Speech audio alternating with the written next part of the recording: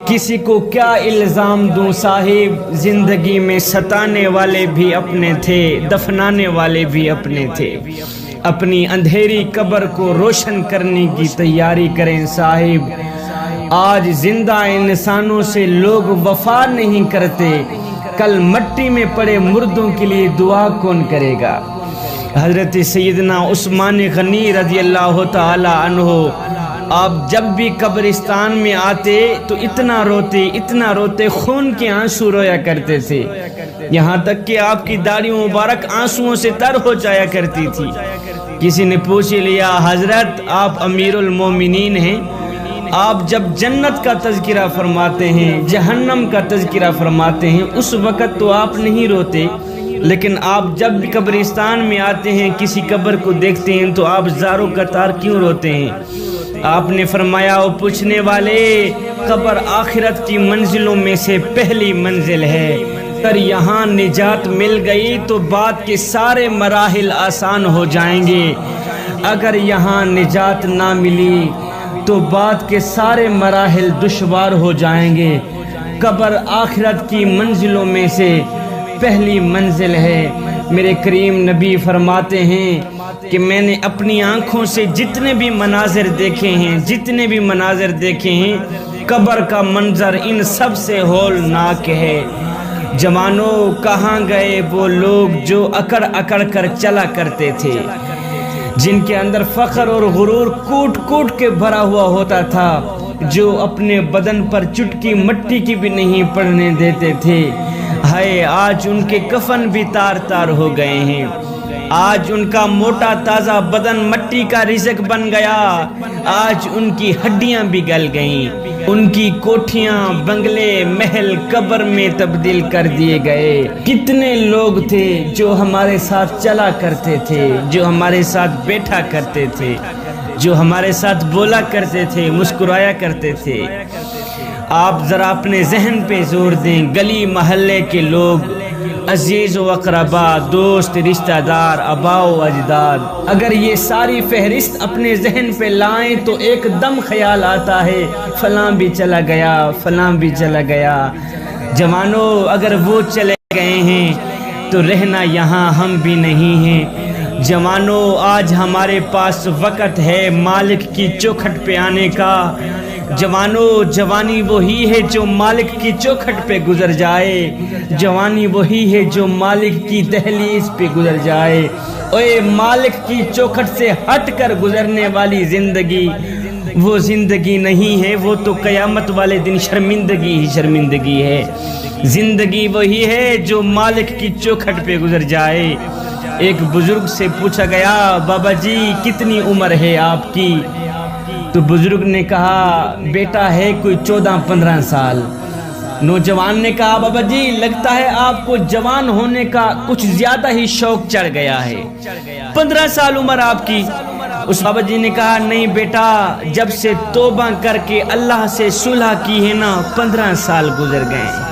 بیٹا، زندگی تو وہی ہے جو مالک کی چوکھٹ پہ گزرے، مالک کی دہلیز سے ہٹ کر گزرنے والی زندگی، اس کو میں زندگی کیسے کہوں؟ وہ تو قیامت والے دن شرمندگی ہی شرمندگی ہے۔ سیدنا موسیٰ علیہ السلام نے فرمایا، اے فرعون، تو اسلام قبول کر لے، اس کے بدلے تیری آخرت تو بہتر ہو ہی جائے گی، اگر دنیا میں بھی تجھے 3 نعمتوں سے نوازا جائے گا۔ اگر تو علل اعلان اس بات کا اقرار کر لے کہ اللہ کے سوا کوئی اور معبود نہیں، اللہ کے سوا کوئی اور خدا نہیں، کوئی اور عبادت کے لائق نہیں، اگر تو اس بات کا علل اعلان اقرار کر لے تو دنیا میں بھی تجھے 3 نعمتوں سے نوازا جائے گا۔ فرعون نے کہا، اے موسیٰ، وہ 3 نعمتیں کون سی ہیں؟ مجھے بتاؤ، شاید ان عمدہ نعمتوں کے سبب میرے کفر کا شکنجہ ڈھیلا ہو جائے اور میرے اسلام لانے سے سینکڑوں لوگوں کے کفر کا تالا ٹوٹ جائے۔ مجھے بتاؤ وہ 3 نعمتیں کون کون سی ہیں؟ حضرت موسیٰ علیہ السلام نے حکم الہی سے فرمایا، اگر تو علل اعلان اقرار کر لے، اگر تو اسلام قبول کر لے تو پہلی نعمت تجھے یہ ملے گی کہ تو ہمیشہ تندرست رہے گا، ہمیشہ صحت مند رہے گا، موٹا تازہ رہے گا، بیمار نہیں ہوگا۔ پہلی نعمت تجھے یہ ملے گی۔ دوسری نعمت یہ عطا ہوگی کہ ابھی تو ایک ملک کا بادشاہ ہے، لیکن اسلام لانے کے بعد تجھے 2 ملک عطا ہوں گے۔ یہ ملک تجھے اللہ تعالیٰ سے بغاوت کرنے کی حالت میں ملا ہے، ذرا سوچ اطاعت الہی کی حالت میں کیا کچھ نہیں ملے گا۔ جس کے فضل نے تجھے تیرے ظلم کی حالت میں اتنا کچھ دیا ہے، اس کی وفا کی حالت میں تجھے کیا کچھ نہیں ملے گا۔ اور تیسری نعمت تجھے یہ ملے گی کہ تو ہمیشہ کے لیے جوان رہے گا، بوڑھا نہیں ہوگا، یہاں تک کہ تیرے بال بھی سفید نہیں ہوں گے، کالے ہی رہیں گے۔ سیدنا موسیٰ علیہ السلام کی یہ بات سن کر فرعون کا دل بہت ہی متاثر ہوا۔ اس نے کہا موسیٰ مجھے تھوڑا ٹائم دو، میں جا کے اپنی اہلیہ سے مشورہ کر لوں۔ اس کے بعد فرعون گھر گیا، اپنی بیوی حضرت آسیہ سلام اللہ علیہا سے اس معاملے میں گفتگو کی تو حضرت آسیہ نے کہا جلدی کرو، اس وعدے پر اگر جان بھی قربان کرنا پڑے تو دیر نہ کرنا۔ اے فرعون جب کھیتی تیار ہو تو کاٹنے میں دیر نہیں کرنی چاہیے، یہ سودا بہت ہی مفید ہے،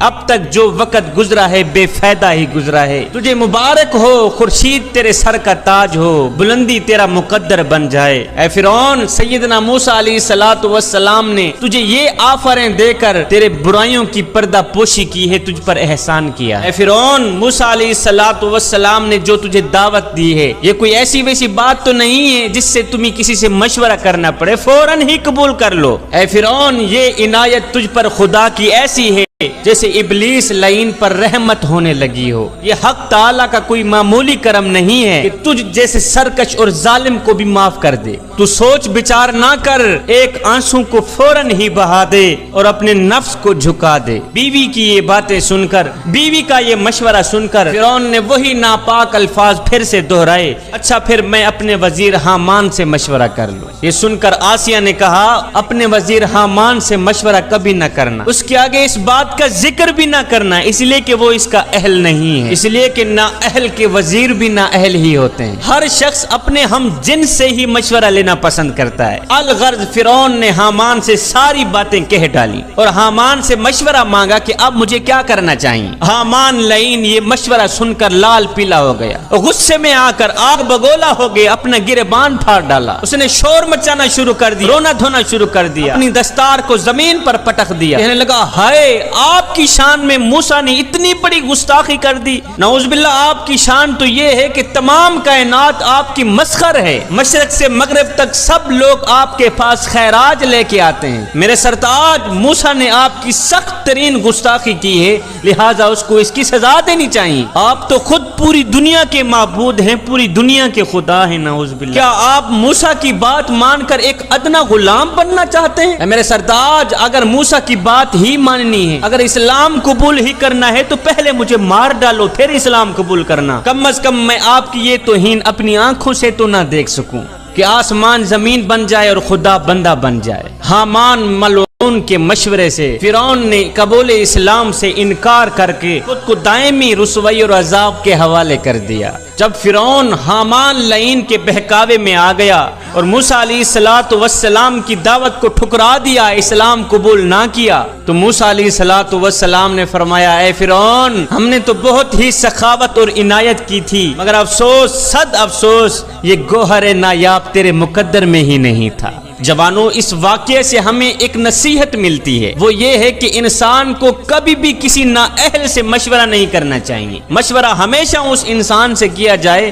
جو انسانیت کا خیر خواہ ہو، اور نیک کام میں کبھی بھی دیر نہیں کرنی چاہیے، بلکہ جیسے ہی موقع ملے اسے غنیمت جان کر فوراً ہی نیکی کی طرف راغب ہو جانا چاہیے۔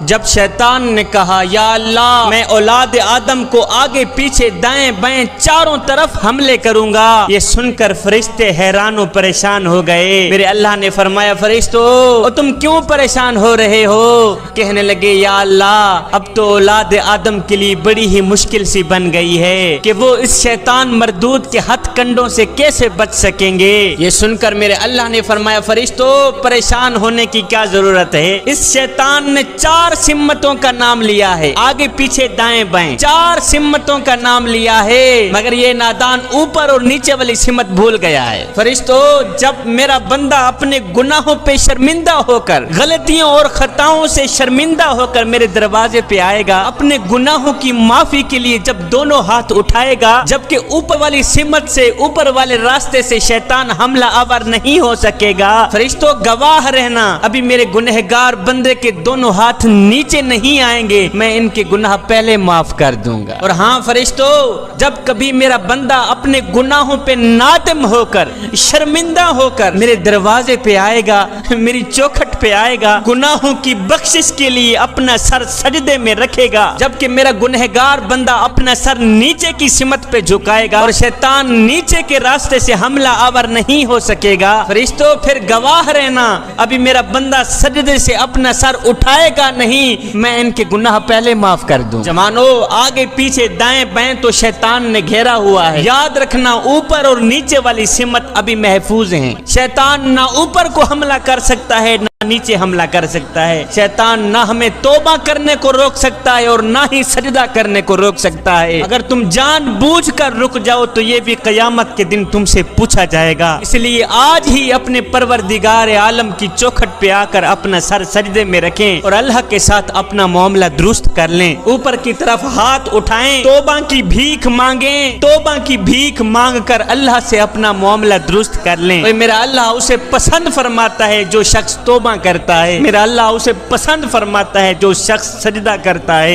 इन्न शैतान लिल इंसान अदुव्वुम मुबीन। जवानों, शैतान इंसान का खुला दुश्मन है। एक दिन हजरत सैयदना मूसा अलैहिस्सलाम के पास शैतान आया। हजरत मूसा अलैहिस्सलाम ने शैतान से पूछा, मुझे बताओ वो कौन सा काम है जिसके करने से तू इंसान पर गालिब आ जाता है। तो शैतान ने कहा, या हजरत, जब आदमी अपनी जात को बेहतर समझने लगता है, जब इंसान खुद को दूसरे से आला तर समझने लगता है, या हजरत मैं ऐसे इंसान पर गालिब आ जाता हूँ। शैतान कहने लगा, या हजरत, मैं आपको 3 ऐसी बातें बता के जा रहा हूँ जिनसे आपको हमेशा के लिए डरते रहना चाहिए। शैतान कहने लगा, या हजरत, एक तो गैर महरम औरत के साथ ना बैठना, गैर महरम औरत के साथ तन्हाई में हरगिज ना बैठना, क्योंकि जब कोई शख्स गैर महरम औरत के साथ तन्हाई में बैठता है तो उनके साथ तीसरा मैं ही होता हूँ, यहाँ तक कि उस औरत के साथ इसको फितने में डाल देता हूँ। दूसरी बात, अल्लाह से जो अहद करना फौरन ही पूरा करना, क्योंकि जब कोई बंदा अल्लाह से अहद करता है तो मैं उसके दरमियान हायल हो जाता हूँ, वो अहद पूरा नहीं करने देता। तीसरी बात, जो सदका निकाला करो फौरन ही दे दिया करो, फौरन ही जारी कर दिया करो, इसलिए कि जब कोई सदका निकालता है उसे जारी नहीं करता तो मैं उनके दरमियान हायल हो जाता हूँ और सदका आगे देने नहीं देता। ये 3 बातें कहकर शैतान आगे चल दिया। थोड़ा सा आगे गया तो एकदम चीखो पुकार करने लग गया, रोने लग गया, कहता, हाय अफसोस, हाय अफसोस। सैयदना मूसा अलैहिस्सलाम ने फरमाया, ओ नादान, तुझे क्या हो गया है, वो क्यों चीख रहा है, क्यों अफसोस कर रहा है? कहता है, हाय, मैंने अपनी राज की बातें आपको बता दी कि अब तुम बनी आदम को डराएगा, धमकाएगा कि वो इन 3 कमियों से बाज आ जाएंगे और मैं उन पर हमला आवर नहीं हो सकूंगा। जवानों, तुमने अपने अंदर ये जो शैतान बिठा रखा है ना, इसे निकाल दो, इस शैतान को गिरफ्तार कर लो, नहीं तो ये तुम ही गिरफ्तार कर लेगा। इस शैतान को मार दो, नहीं तो ये तुम ही मार देगा।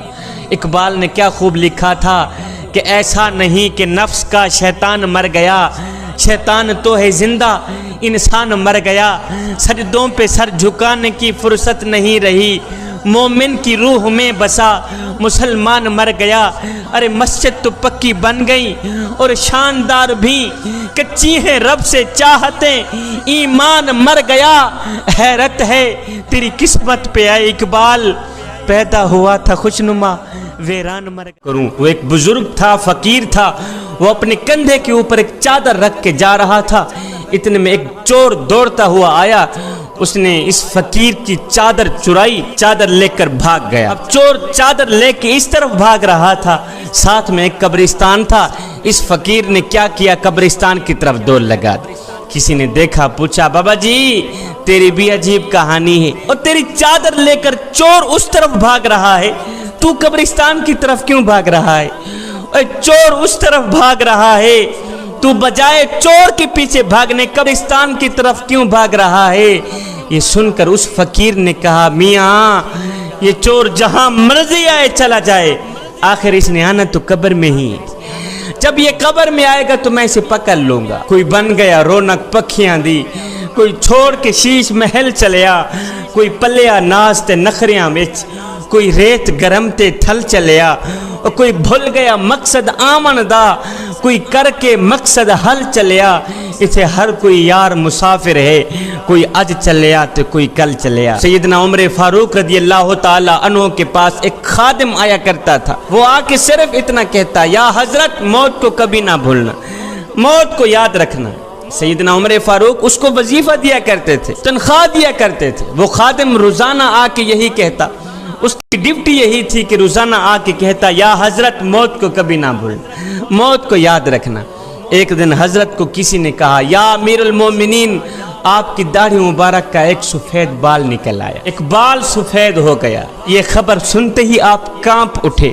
اسی شام کو یہی خادم موت کی خبر دینے آیا تو حضرت نے فرمایا میاں آج کے بعد مجھے موت کی خبر دینے تو نہ آنا۔ اس نے کہا حضرت مجھ سے کوئی گستاخی تو نہیں ہو گئی؟ آخر کیوں مجھے نوکری سے نکالا جا رہا ہے؟ آخر کیوں مجھے نوکری سے نکالا جا رہا ہے؟ یہ سن کر سیدنا عمر فاروق رضی اللہ تعالی عنہ کی آنکھیں چھم چھم برسنے لگ گئیں۔ آپ نے داڑھی مبارک پہ ہاتھ پھیرا، ایک سفید بال نکالا، سفید بال نکال کر بولے میاں اب تیرے آنے کی ضرورت نہیں ہے، اب تو مجھے یہی سفید بال بھی چین سے نہیں بیٹھنے دے گا، اب تو یہی سفید بال بھی مجھے موت کی خبر سناتا رہے گا، مجھے تڑپاتا رہے گا۔ امیر المومنین ہے، 24 لاکھ مربع میل کا شہنشاہ ہے، داڑھی کا ایک سفید بال جو نکل آیا ہے تو آپ نے موت کو قریب پایا ہے۔ ہماری تو ساری کی ساری داڑھی سفید ہو گئی۔